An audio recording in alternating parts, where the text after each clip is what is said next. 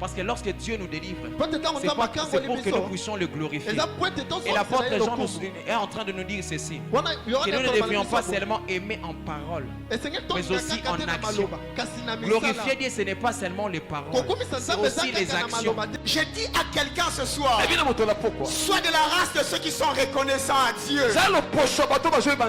Avant de l'appeler, sois d'abord reconnaissant.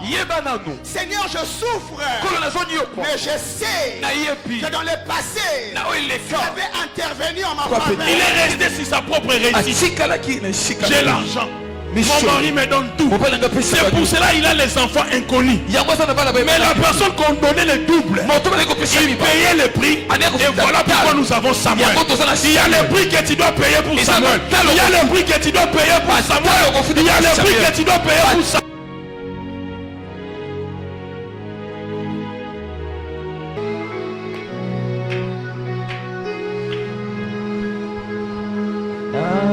Bangate na yebi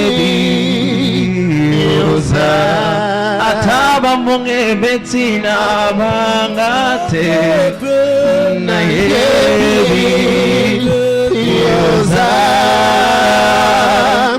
na bangate na yebi oza ataba vyaka ya Kongo na bangate na yebi yoza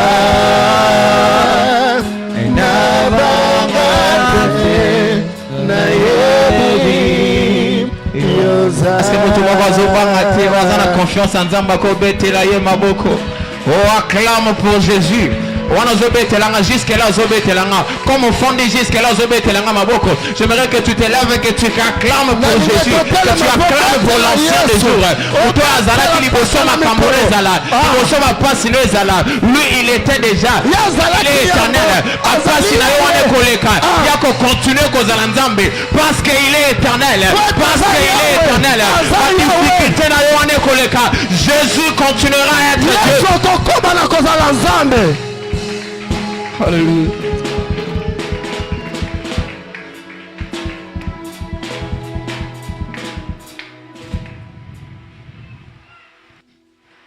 Merci Seigneur. J'aimerais que nous puissions prendre nos Bibles dans le livre de Matthieu, chapitre 8. Nous allons lire les versets 5 à 13. Nous allons sortir les versets 10 et 11. Les versets 11 et 12. Je lis au nom du Seigneur. Matthieu chapitre 8 et versets 5 à 13. Quand Jésus entrait dans Capernaum, un centenier l'aborda, les priant et disant, mon serviteur est couché à la maison, atteint de paralysie et souffrant beaucoup. Jésus lui dit, j'irai et je le guérirai. Le centenier répondit, Seigneur, je ne suis pas digne que tu entres sous mon toit. Mais dis seulement un mot et mon serviteur sera guéri.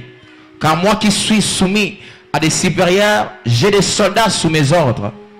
Et j'ai dit à l'un, va, et il va. À l'autre, viens, et il vient. Et à mon serviteur, fais cela, et il le fait. Après avoir entendu cela, Jésus fut dans l'étonnement. Et il dit à ceux qui le suivaient, je vous l'ai dit en vérité, même en Israël, je n'ai pas trouvé une aussi grande foi. Je lis le verset 13. Puis Jésus dit au centenier, va qu'il te soit fait selon ta foi. Alléluia. Amen. Va qu'il te soit fait selon ta voix. La Bible dit, allèrent même les serviteurs furent guéris.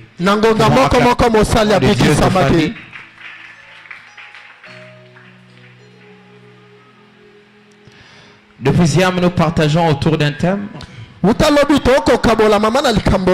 qui s'intitule qu'il te soit fait selon ta foi.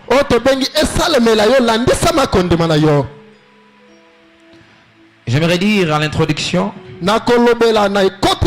chacun de nous est susceptible, est capable de recevoir selon sa foi en suivant la procédure du centenier romain. en suivant le moyen que les centeniers romains ont employé dans les passages que nous venons de lire. Enfin, nous sommes dans le livre de Matthieu qui a été rédigé par l'apôtre Matthieu avant que Jésus puisse l'appeler au ministère. Il était un percepteur d'impôts et il travaillait pour le Romain. Et lorsque Jésus lui a appelé, il est devenu un missionnaire. Dans les chapitres 5 et 7 de son livre, Matthieu nous parle du principe du royaume des cieux. Il nous parle de ce qu'on appelle communément les sermons sur la montagne. Et dans les chapitres 8 et 12 de son livre, il nous parle de l'autorité du roi. Il nous parle de sa manifestation et de son rejet par les Juifs. Et le roi dont il est question ici, c'est Jésus. Et dans les chapitres 5 et 7 de son livre, Matthieu, quand je viens de le dire, il nous parle du serment sur la montagne. Et cette montagne s'est située en Galilée. Et dans le chapitre 8, du verset 1er au verset 4,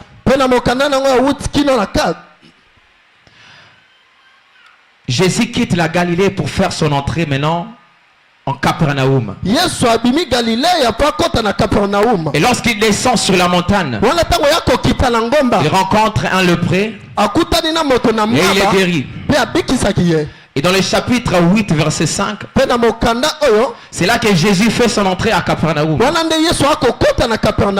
Et l'auteur nous dit que dès que Jésus eut fait son entrée dans Capernaum,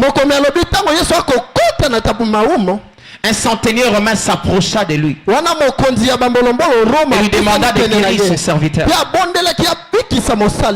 dans le verset 7, Jésus a décidé d'aller et de guérir son serviteur. Et dans le verset 8 à 9, les centeniers romains vont montrer à Jésus que ce n'est pas important qu'il se déplace. En lui disant, je ne suis pas dit que tu entres sous mon toit, mais dis seulement un mot et mon serviteur sera guéri.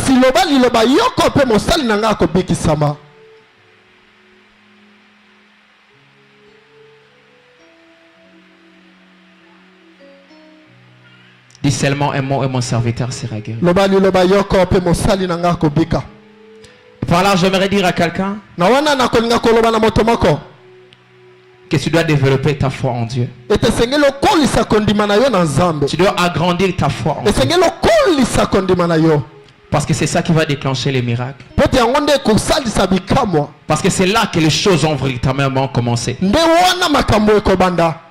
Et dans les versets 10 à 12, l'auteur nous dit que Jésus va manifester l'admiration provoquée par la foi.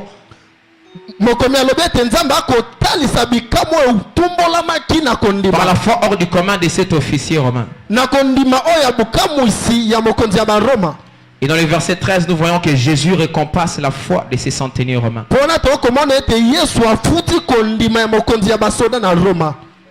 Il récompense sa foi en disant que qu'il te soit fait selon ta foi. Jésus lui dit que tu as besoin que je guérisse ton serviteur. Je vais me rendre sur les lieux et les guérir. Mais les centeniers romains lui disent, ce n'est même pas important que tu te déplaces. Dis seulement un mot. Même à distance, je crois que tu es capable de guérir mon serviteur. Et Jésus sera étonné par la foi de cet homme. Et cet étonnement va faire en sorte que Jésus puisse récompenser sa foi. En lui recommandant ce qu'il a demandé. Pourquoi? Parce que la foi, parfois, la foi est comme un travail. Et celui qui a la foi C'est comme quelqu'un qui travaille pour Dieu. Et la Bible dit à chaque fois il y a une abondance. À chaque travail il y a une abondance. À chaque travail il y a une récompense qui s'y est attachée. Si tu as la foi, c'est comme si tu étais en train de nourrir Dieu. C'est comme si tu étais en train de travailler pour Dieu. Et le Dieu qui est fidèle et juste finira par te récompenser. La foi est comme un peu le ventre. Alléluia. Amen. Est-ce que c'est libumu non?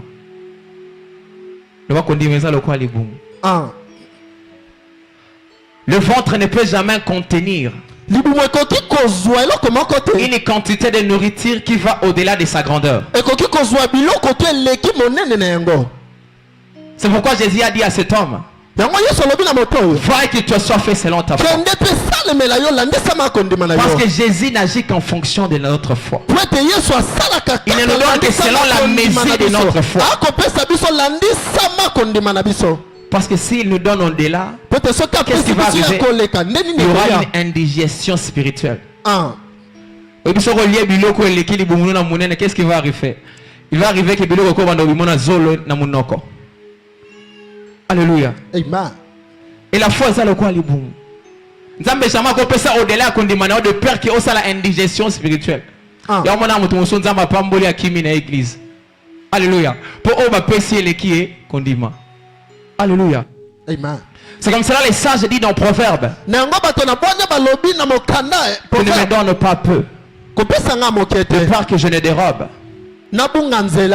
Et que je ne t'offense ton nom.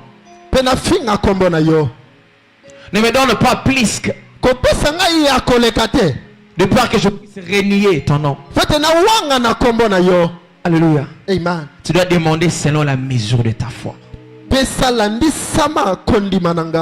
ne te donnera selon la mesure de ta foi. Si tu crois en peu de choses, c'est cela que Dieu te donnera. Si tu crois en de grandes choses, c'est cela que Dieu te donnera. C'est comme ça. Avant de dire que Dieu ne fait que des petites choses dans ma vie, commence d'abord par examiner ta foi. Par examiner la grandeur de ta foi. Quelle est la taille de ta foi? Quelle est la grandeur de ta foi? Alléluia. Amen. Parce que Dieu n'agira qu'en fonction de ta foi. Il n'agira qu'en fonction de la grandeur de ta foi. Si j'allais puiser de l'eau dans une robinet avec ses cantines, je ne vais pas prendre tout l'eau du robinet, mais je ne vais prendre que l'eau qui est proportionnelle à la grandeur de ses cantines. Le même Dieu est une source intarissable. Il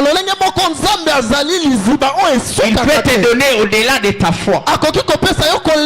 Mais comme ta foi est comme un cantine, tu ne recevras que selon que tu demandes. Tu ne recevras que selon que tu espères recevoir de lui. Comme cela j'ai dit, avant de te plaindre de ce que Dieu te donne, commence d'abord par examiner ta foi. Quelle est la grandeur de ta foi? Quelle est la quantité de ta foi? Quelle est la quantité de ta foi? Parce que Dieu agit dans nos vies selon la grandeur de notre foi. Et hier on nous avait déjà défini la foi. J'aimerais également le redéfinir. Le prédicateur qui est passé hier nous a dit ceci. La foi est une confiance en Dieu. Une pleine confiance en Dieu. J'aimerais que tu poses un peu la question à ton voisin. As-tu confiance en Dieu? As-tu confiance en Dieu? La Bible dit dans Hébreux chapitre 11 verset 1er, c'est la deuxième définition. La foi est une ferme assurance de choses qu'on espère. Une démonstration de celles qu'on ne voit pas. Alléluia. Amen. La foi est une ferme assurance de choses qu'on espère. Une démonstration de celles qu'on ne voit pas. Et dans une autre version, c'est mère, on dit ceci. La foi, c'est le fait de rendre présent ce qui est futur. Si tu as la foi, tu es capable de rendre présent ce que Dieu a prévu de te donner dans 10 ans. Je pense que tu vas dire amen. C'est-à-dire, si tu as la foi, tu es capable de rendre présent ce que Dieu avait prévu de te donner dans 20 ans. Parce que ça, la foi, c'est aussi le fait de rendre présent ce qui est futur. Vous savez, Jésus sur la terre, il était venu premièrement pour sauver les Juifs, pour guérir les Juifs, pour consoler les Juifs.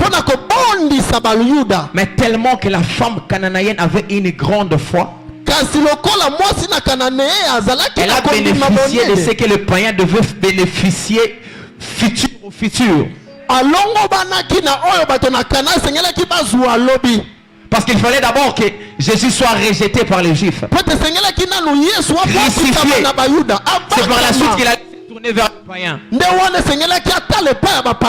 Mais cette femme a reçu prématurément ce que Jésus avait prévu de donner aux païens à cause de sa foi. En d'autres termes, elle a rendu présente ce qu'elle devait recevoir dans le futur. Alléluia. Amen. Ce que Dieu attend de nous, c'est la maturité spirituelle. Ce que Dieu attend de nous, c'est que notre foi puisse grandir. C'est pourquoi jusque-là, il se garde de nous donner certaines choses. Si tu augmentes ta foi, tu seras capable de recevoir présentement ce que Dieu a prévu de te donner dans le futur. Ma prière ce matin, que Dieu te donne ce qu'il a prévu de te donner dans le futur. Il te donne maintenant ce qu'il a prévu de te donner dans 10 ans. Il te donne maintenant ce qu'il a prévu de te donner dans 50 ans. Il te donne maintenant ce qu'il a prévu de te donner dans 100 ans. Alléluia. Amen. La foi, c'est le fait de rendre présent ce qui est futur. J'aimerais parler ici des 4 moyens. Les 4 moyens employés pour recevoir selon sa foi. Je l'ai dit au début que chacun de nous est susceptible de recevoir selon sa foi. Mais il doit au préalable suivre les moyens employés par les centeniers romains pour recevoir selon sa foi. Le premier moyen dont je parlerai, c'est de s'approcher de Jésus. Le deuxième moyen, c'est de prier Jésus. Le troisième moyen, c'est de s'humilier devant Jésus. Et le quatrième moyen, c'est d'adorer Jésus. Le premier moyen, s'approcher de Jésus. Si vous lisez dans le contexte de notre passage, Matthieu chapitre 8, verset 5, elle dit, comme Jésus entrait en Capernaum, un centenier romain l'aborda. Ici je parle de s'approcher de Jésus. Et si j'aimerais poser à quelqu'un une question, tu as des problèmes, tu t'approches des hommes, tu cours derrière les hommes, tu cours derrière des tantes, tu cours derrière des neveux, tu cours derrière des oncles, mais jamais cela ne t'a procuré du secours. Jamais cela ne t'a procuré ce que tu cherches. Il est temps que tu t'approches de Jésus. Arrête de courir derrière les hommes. Approche-toi de Jésus. Ce centenier romain a compris qu'il devait s'approcher de Jésus pour recevoir la guérison de son serviteur. Pour recevoir la guérison de son serviteur. Évidemment, il avait couru derrière les hommes, derrière les médecins, derrière les tradis praticiennes, pour qu'il guérisse son serviteur. Mais jamais ils n'ont pu guérir son serviteur. Et il a compris qu'il devait s'approcher de Jésus. Et lorsque Jésus est entré en Capernaum, il s'est approché de Jésus. Pour ma prière ce soir, que lorsque Jésus s'approche aussi de toi, que toi qui t'es approché que Jésus s'approche aussi de toi. La seule manière de s'approcher de Jésus, c'est par la foi. C'est par la foi que nous pouvons nous approcher de Jésus. Tu peux être près de Jésus sans t'approcher de Jésus. Lorsque Jésus passait pour aller guérir la fille de Jaïrus, il y avait beaucoup de gens autour de lui. Il y avait beaucoup de gens qui le touchaient. Mais Jésus avait senti qu'un seul touché.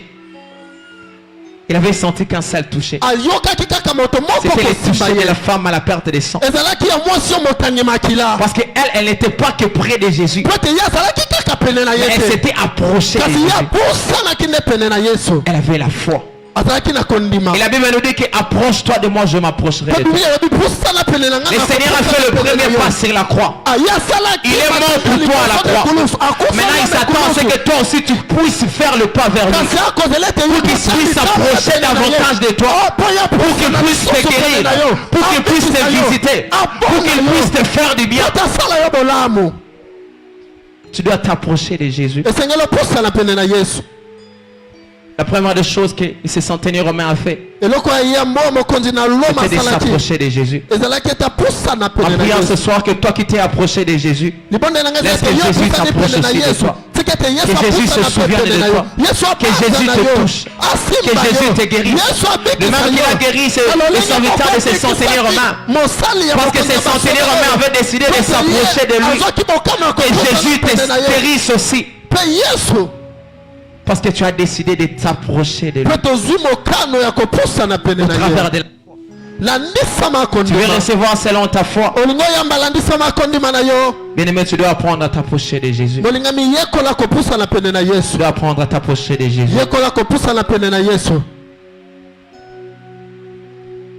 Moi, je me souviens qu'à l'âge de 16 ans, j'étais arrivé en 5e des humanités. Et mon père appelle ma mère pour lui dire d'argent pour le frais scolaire de David. Il doit arrêter avec les études. Et lorsque ma mère est venue m'annoncer cela, c'était comme un coup de poignard qu'on enfonçait en moi. Parce que j'aimais tellement les études. Mais j'ai compris une chose, que si mon père biologique ne peut plus rien faire pour moi, il y a un Père céleste qui est capable de prendre en charge. Je me suis approché de lui. Je me suis approché de lui au travers de la prière de la foi. Et il a suscité quelqu'un pour me prendre en charge. Il a suscité quelqu'un pour me prendre en charge. Je suis venu dire à quelqu'un ce soir, même si les hommes sont rejetés, il y a un Dieu qui ne te rejettera jamais. Il y a un Dieu qui est capable de te prendre en charge.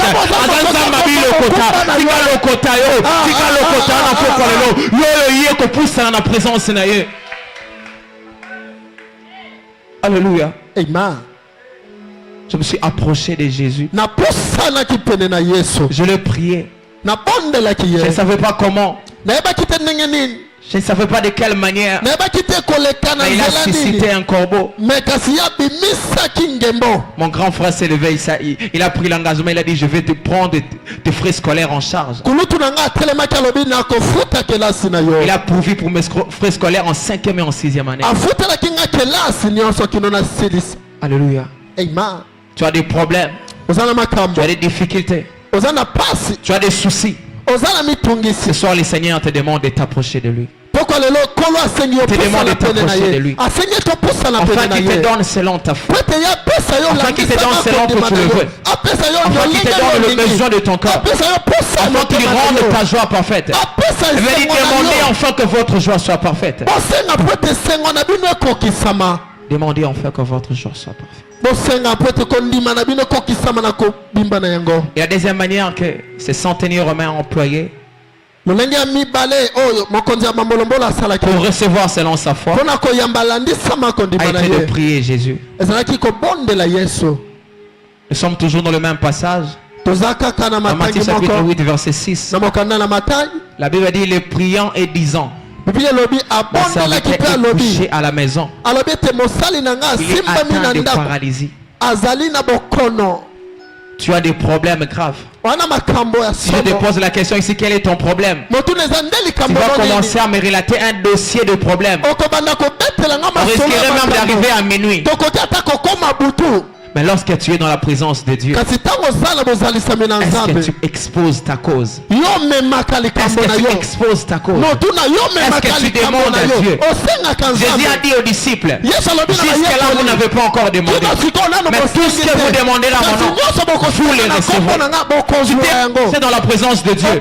Tu es venu à l'église, on t'a dit prie, tu ne veux pas prier. Tu es près de Jésus, mais tu ne veux pas prier. Ces centenaires n'ont maintenant pas fait que s'approcher de Jésus, mais il a aussi prié. Il lui a aussi demandé. Il lui a aussi demandé. Il y a des gens dans la présence de Dieu qui sont des téléspectateurs qui ne font que regarder, qui ne font que contempler les spectacles de ce qui se déroule. Mais Jésus n'a pas besoin des téléspectateurs. Il a besoin des acteurs. Il a besoin des acteurs. Des gens qui s'approchent de lui avec objectif. Des gens qui s'approchent de lui avec détermination. Des gens qui s'approchent de lui afin de recevoir de lui quelque chose. Afin de recevoir de lui quelque chose. Il y a des gens dans la présence de Dieu. Au lieu de prier, ils se plaignent.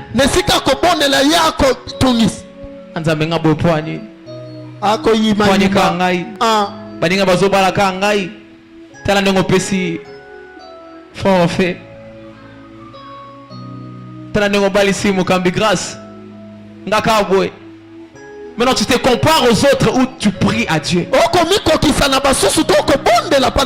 Lorsque ta prière est basée sur la comparaison, lorsque Dieu exaucera ta prière, tu vas commencer à t'enorgueillir. Tu vas commencer à chercher à prouver à l'autre que moi aussi j'ai eu. Non, se plaindre, ce n'est pas prier. Apprendre à prier dans la présence de Dieu. Apprendre à demander Dieu. À faire connaître tes besoins à Dieu. La Bible dit dans Philippiens chapitre 4 verset 6, ne vous inquiétez de rien, mais en toutes choses faites connaître vos besoins à Dieu. Tu as tant de besoins, tu as tant de difficultés, tu as tant de problèmes. Mais lorsque tu t'approches dans la présence de Dieu, tu n'es pas en mesure de prier Dieu. Tu n'es pas en mesure de demander Dieu. Tu n'es pas en mesure de dire Seigneur guéris-moi. Tu n'es pas en mesure de dire Seigneur secours-moi. Tu n'es pas en mesure de dire Seigneur délivre-moi. Et tu rentres avec tes problèmes. Non, bien-aimé, après t'être approché de Dieu, après t'être approché de Jésus, tu dois apprendre à prier Jésus, à lui demander, à lui exposer ta cause, à lui faire connaître tes besoins. Philippiens 4 et 6 commence par dire ne vous inquiétez de rien. S'inquiéter, c'est le contraire de prier. Certaines personnes, ils sont dans la présence de Dieu, s'inquiètent au lieu de prier. Il y a certaines personnes dans la présence de Dieu, ils sont dans des subjectivités, ils sont dans les suppositions, dans des tâtonnements, dans des doutes, au lieu de prier Dieu. Ne sois pas comme c'est le père de ces lunatiques qui a dit à Jésus, si tu peux quelque chose, guéris mon enfant. On ne dit pas à Jésus si tu peux quelque chose. On dit à Jésus, dis seulement un mot et mon serviteur sera guéri. Tu dois apprendre à faire des prières de déclaration, des prières de foi, des prières d'affirmation. Et c'est alors que Jésus va agir dans ta vie. C'est alors que Jésus va agir dans ta vie.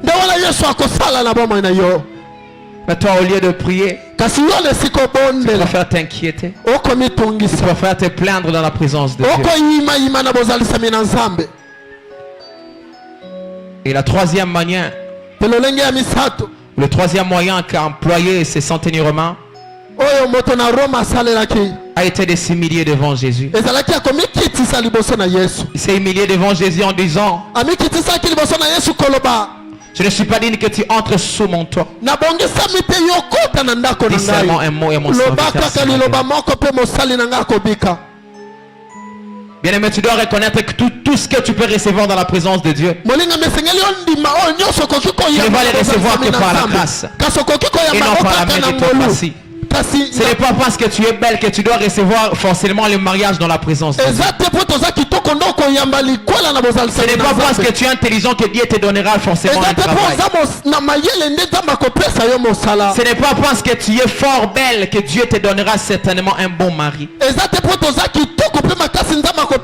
des gens beaucoup plus belles que toi qui ont fini leur vie dans les célibats. Il y a des gens beaucoup plus beaux, intelligents que toi qui ont fini leur vie dans le chômage. Parce que la Bible dit ça ne dépend pas ni de celui qui court, ni de celui qui veut. Mais tout dépend de la grâce de Dieu. Et dans la présence de Jésus, tu dois apprendre à t'humilier afin de recevoir de sa part. C'est l'encore afin de recevoir de sa part. Et la dernière chose, c'est adorer Jésus. Tu dois apprendre à adorer Jésus. Et Centenier Romain a dit à Jésus, dans Matthieu chapitre 8, versets 8 à 9, il a dit, Seigneur, moi qui suis soumis à des supérieurs, j'ai des soldats sous mes ordres. Je dis à l'un va et il va, à l'autre vient et il vient, à mon esclave fait ceci et il le fait. Tu n'as pas besoin de te déplacer. Dis seulement un mot. Ta parole est bien plus qu'un Bluetooth.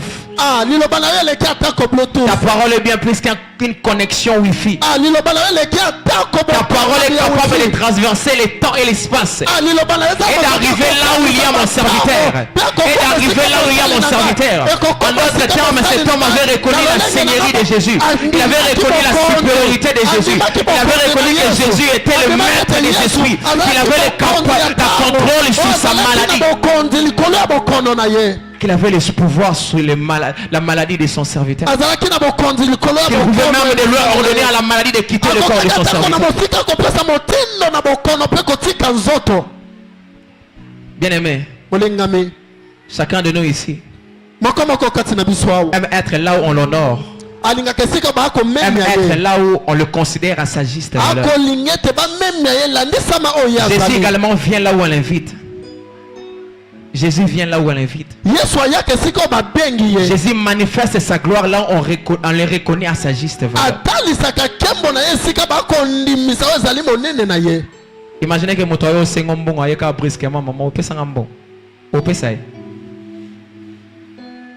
C'est ozo yoza ne sengeli ya mabe. Alléluia. Opesa yete. Mais lorsque quelqu'un commence d'abord par te saluer et ensuite il te complimente, en tout cas je t'apprécie, je t'admire beaucoup,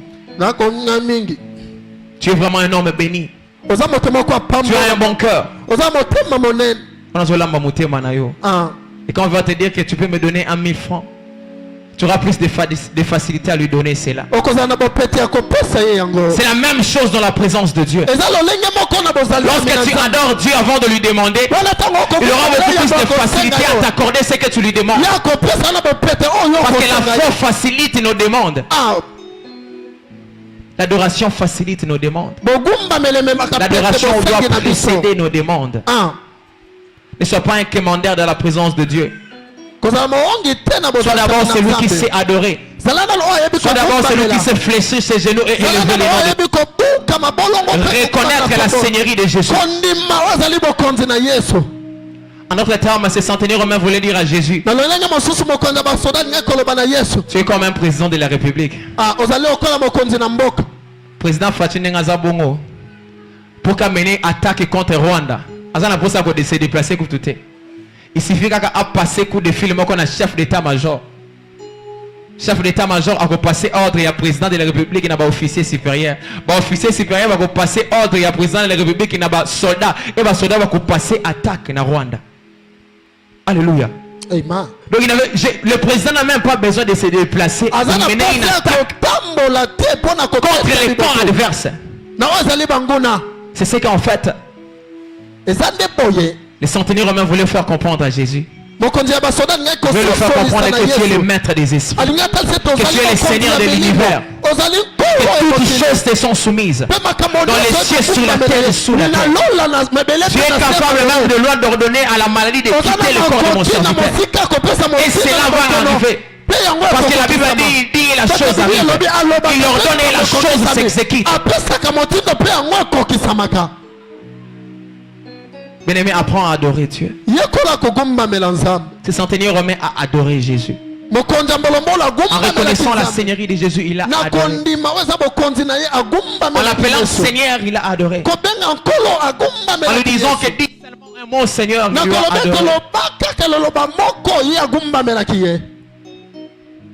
L'adoration doit précéder la demande.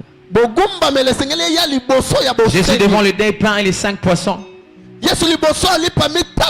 Il n'a pas dit Seigneur multiplie ces pains. Il rendit grâce et le pain se multiplie. Il y a des choses qui vont commencer à se multiplier dans ta vie alors que tu seras en train d'adorer les Seigneurs. Aujourd'hui c'est sûr que le Seigneur multiplie certaines choses dans ta vie. Toi qui reconnais qu'il est Seigneur.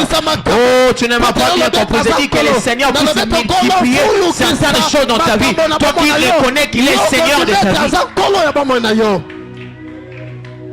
Jésus devant le tombeau de Lazare. Il n'a pas commencé à dire que Lazare sort.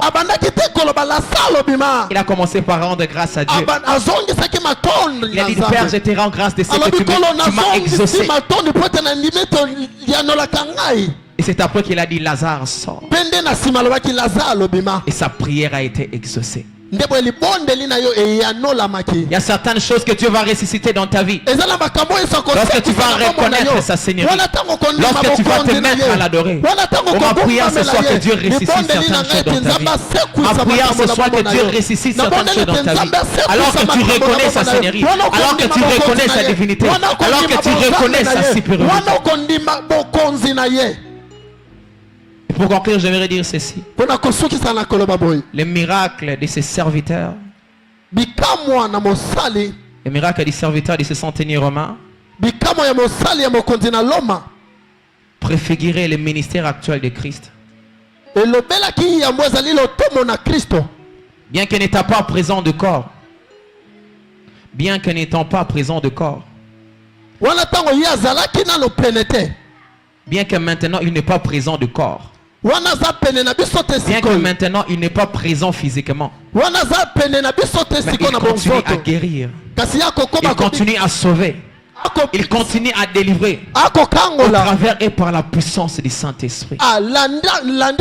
Et c'est pourquoi il pouvait dire à Timothée, errez celui qui a crié sans avoir vu. Aujourd'hui, Jésus continue à guérir au travers de son esprit.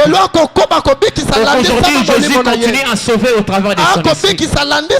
Aujourd'hui, Jésus continue son ministère de guérison au travers du Saint-Esprit. Et si tu crois ce soir, tu es capable de recevoir ton miracle. Si tu crois ce soir, tu es capable de recevoir ce que tu es venu chercher en ce lieu. Si tu crois ce soir, tu es capable d'être délivré. Si tu crois ce soir, tu es capable de recevoir ta bénédiction. Si tu crois, tu es capable de recevoir ton mariage. Si tu es croyant, tu es capable de recevoir cette promesse.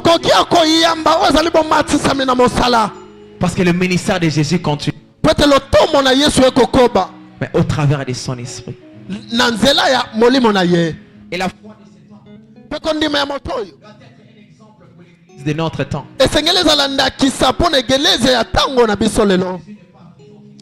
Bien que distant, bien qu'il est auprès du Père dans le ciel, mais de là où il est, il peut opérer un miracle, il peut nous guérir, il peut nous toucher, il peut nous transformer, il peut nous restaurer, même de loin, au travers de son esprit. De son esprit. Et ce soir, si tu as la foi en Jésus, tu peux recevoir de lui ce que tu demandes. Tu peux recevoir de lui ce que tu attends. Tu peux recevoir de lui ce que tu veux. La Bible dit demandez afin que votre joie soit parfaite. Est-ce que de là où tu es, tu pourrais réaliser la présence de Jésus en ce lieu? Réaliser la présence du Saint-Esprit. Bien que Jésus n'est pas ici présentement, il n'est pas ici physiquement, Il n'est pas ici visiblement, mais il est ici au travers de son esprit. Il a dit là où 2 ou 3 sont réunis à mon nom, je suis au milieu d'eux. Jésus est au milieu de nous ce soir. Et il est capable de changer ta situation. Si tu crois en sa parole, si tu crois en sa puissance, si tu dis c'est comme ces centeniers romains, dis seulement un mot et mon serviteur sera guéri.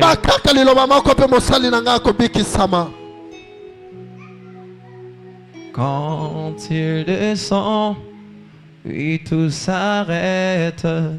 Il y a transfert entre ciel et terre.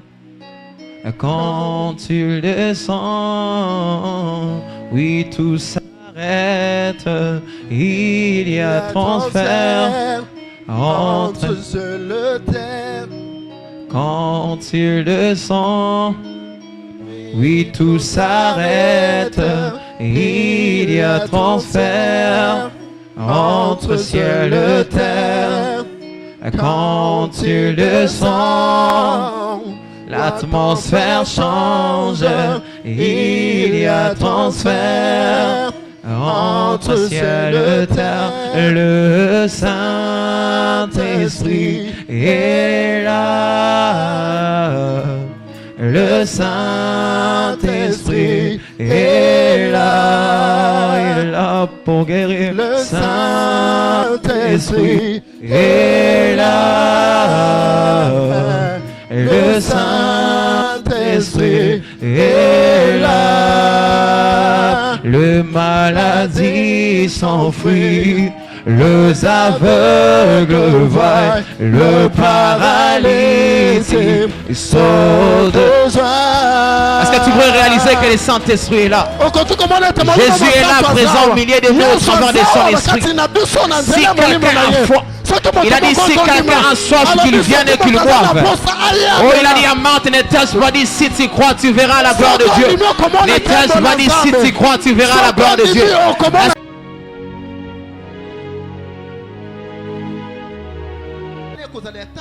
Parce que lorsque Dieu nous délivre, c'est pour que nous puissions le glorifier. Et l'apôtre Jean est en train de nous dire ceci, que nous ne devions pas seulement aimer en parole, mais aussi en action. Glorifier Dieu, ce n'est pas seulement les paroles, c'est aussi les actions. Je dis à quelqu'un ce soir, sois de la race de ceux qui sont reconnaissants à Dieu. Avant de l'appeler, sois d'abord reconnaissant. Seigneur, je souffre, mais je sais que dans le passé, tu avais intervenu en ma faveur. Il est resté sur sa propre réussite. J'ai l'argent. Mon mari me donne tout. C'est pour cela qu'il a les enfants inconnus. Mais la personne qu'on donnait le double, il payait le prix. Et voilà pourquoi nous avons Samuel. Il y a le prix que tu dois payer pour Samuel. Il y a le prix que tu dois payer pour Samuel. Il y a le prix que tu dois payer pour Samuel.